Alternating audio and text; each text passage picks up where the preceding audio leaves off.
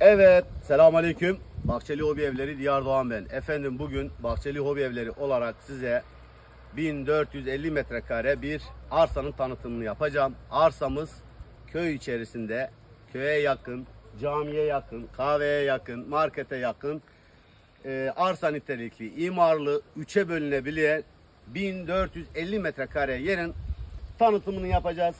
Asfalt boyuna cephe, normal kadastrol yola cephe, bütün detaylı çekimlerim Bahçeli Hobi Evleri YouTube kanalımda.